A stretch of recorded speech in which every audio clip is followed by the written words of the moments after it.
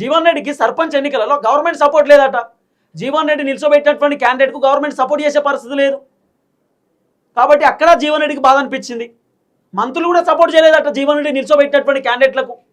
అక్కడ జీవన్ రెడ్డి మనసు నొప్పిపెట్టింది. తర్వాత మున్సిపల్ కార్పొరేషన్ ఎన్నికలలో 50 వార్డులు ఉంటే జీవన్ రెడ్డికి 10-15 వార్డులు, మిగతా అన్ని కూడా సంజయ్ కుమార్కి ఇచ్చారట. High command means Revanth Reddy. ఇంత ఘోరం. అక్కడ జీవన్ రెడ్డి ఇబ్బంది పడ్డాడు. అరే నేను చెప్పినోడిని, నేను 40 సంవత్సరాల నుండి కాంగ్రెస్లో సీనియర్ లీడర్ని, నేను చెప్పినోడికి టికెట్లు ఇస్తలేరు, ఇంకా సంజయ్ కుమార్కి ఎట్లు ఇస్తారు, ఇంకా ప్రతిపక్షంకి ఎట్లు ఇస్తారు అనేది జీవన్ రెడ్డి వర్షన్. విసిగిపోయింది, ఇబ్బంది పడ్డాడు. ఆ రోజు బీఆర్ఎస్ గవర్నమెంట్ ఉన్నప్పుడు కూడా ఈ సంజయ్ కుమార్ పెత్తనం చూపించిండు. ఇవాళ కాంగ్రెస్ గవర్నమెంట్ ఉన్నా కూడా అదే సంజయ్ కుమార్ పెత్తనం చూపిస్తే కాంగ్రెస్ పార్టీ లీడర్ల పరిస్థితి ఏంది? ఇప్పుడు రెండు ఉంటాయి. ఒకటి మీరు బాగా ఆలోచన చేయండి, బీఆర్ఎస్ కాంగ్రెస్.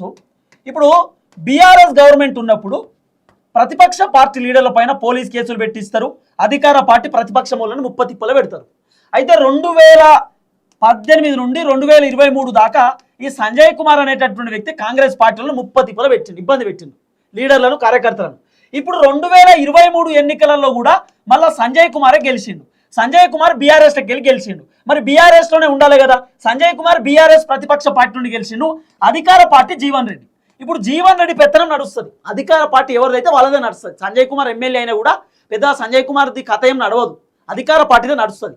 కానీ సంజయ్ కుమార్ పవర్ లేదని చెప్పి, సంజయ్ కుమార్కి ప్రతిపక్షంలో ఉంటే పవర్ ఉండదని చెప్పి అధికార పార్టీలోకి వచ్చి అధికార పార్టీ నుండి ఉన్నటువంటి జీవన్ రెడ్డిని ఇబ్బంది పెడుతున్నాడు. జీవన్ రెడ్డికి నచ్చట్లేదు. మేము అప్పుడు ఆయన పవర్లో ఉన్నాడు, ఇప్పుడు ఆయన పవర్లో ఉన్నాడు, మాకు ఎప్పుడు పవర్ రాదా, మేము గిట్లనే ఉండాలా, తొక్కించబడాలా, మేము వాడు అనగదొక్కుతూ ఉంటా, నేను సపరేట్గా ఉండాలా. ఇది జీవన్ రెడ్డి వర్షన్.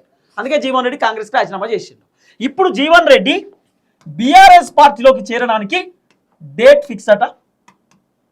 ఎప్పుడు?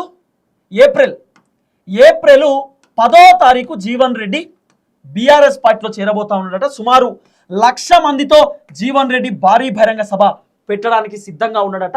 ఈ 1,00,000 మందితో భారీ బహిరంగ సభ పెడితే జీవన్ రెడ్డి మెడలో కండువా కప్పడానికి కేసీఆర్ ఎర్రబల్లి ఫామ్ హౌస్ నుండి బయటికి రాబోతున్నట్టుగా వినబడుతున్నటువంటి చర్చ.